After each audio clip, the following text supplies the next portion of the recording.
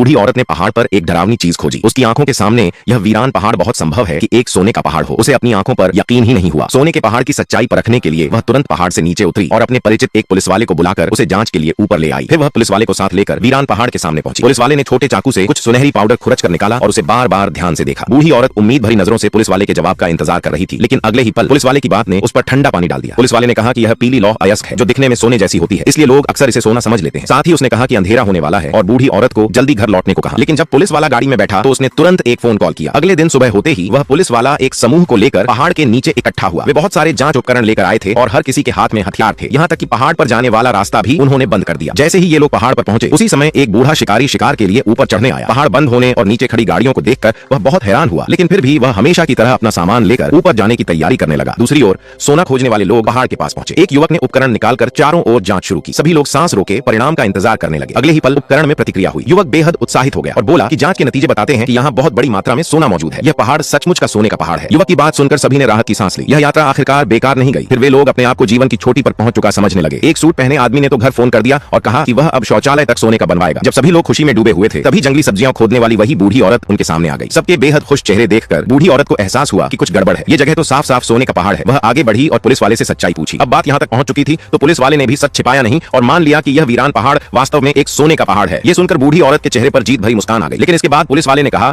कि भले ही वह सबसे पहले सोने का पहाड़ खोजने वाली हो, इसका मतलब यह नहीं कि यहाँ का सोना उसी का है। ऊपर से यह जमीन भी बूढ़ी औरत की नहीं है। धोखा खाई बूढ़ी औरत यह कहकर पहाड़ से नीचे जाने लगी कि वह सोने के पहाड़ की खबर सबको बता देगी। बेबस लोग सिर झुकाए खड़े रह गए। तभी जाते जाते बूढ़ी औरत ने कहा कि यह पूरी जमीन उसके मर चुके बेटे की है और वह किसी भी हालत में उन्हें सफल नहीं होने देगी। यह सुनते ही सभी लोग घबरा गए। पुलिस वाले ने तो सामने से भोले चेहरे वाले मोटे आदमी को आगे बुलाकर समझाने को कहा, लेकिन खींचतान के दौरान पीछे खड़ा सूट वाला आदमी गलती से उपकरण का स्विच छू बैठा। मोटा आदमी डर के मारे तुरंत पीछे मुड़ा और तभी उसका भारी बैग बूढ़ी औरत को पहाड़ी ढलान से नीचे धक्का दे गया। सब लोग तुरंत नीचे दौड़े और देखने लगे। जब सभी को लगा कि बूढ़ी औरत की सांसें थम चुकी हैं और वे समझ नहीं पा रहे थे कि अब क्या करें, तभी अचानक बूढ़ी औरत ने आंखें खोल दी। सबने राहत की सांस ली, लेकिन फिर उन्हें बूढ़ी औरत की बात याद आ गई। आखिरकार लालच के चलते उन्होंने बूढ़ी औरत को जिंदा ही गला घोंटकर मारने का फैसला कर लिया। यह सब ठीक उसी समय बूढ़े शिकारी ने देख लिया। उसने अपनी बंदूक संभाली और बचाने के लिए आगे बढ़ा। तभी नीचे से एक लड़की की आवाज आई। आवाज सुनते ही बूढ़े शिकारी ने दूरबीन निकाली और देखा कि बूढ़ी औरत की मंद बुद्धि पोती अपनी दादी को ढूंढते हुए पहाड़ पर आ रही है। यह समझकर कि ये लोग बेहद क्रूर हैं और किसी को जिंदा नहीं छोड़ेंगे, लड़की की रक्षा के लिए बूढ़े शिकारी को बूढ़ी औरत को बचाने का इरादा छोड़ना पड़ा और वह लड़की को लेकर पहाड़ से नीचे जाने चला गया। लेकिन जब उसने लड़की की पुकार सुनी तो पुलिस वालों ने भी वह आवाज सुन ली। बूढ़ी औरत का काम तमाम करने के बाद उन्होंने बूढ़े शिकारी को रोक लिया और उससे पूछा कि क्या उसने कुछ देखा है। जान बचाने के लिए बूढ़े शिकारी ने कहा कि उसने कुछ भी नहीं देखा। पुलिस वाले उसकी बात पर यकीन कर लेते हैं, लेकिन तभी एक अनहोनी हो गई। जब वे बूढ़े शिकारी को जाने देने ही वाले थे तभी बूढ़ी औरत की मदद की आवाज सुनाई दी। वह अभी तक मरी नहीं थी। अब किसी भी हालत में वे बूढ़े शिकारी को जाने नहीं दे सकते थे। पुलिस वाले तुरंत आगे बढ़े और बूढ़े शिकारी के हाथ से बंदूक छीनने लगे। झगड़े के दौरान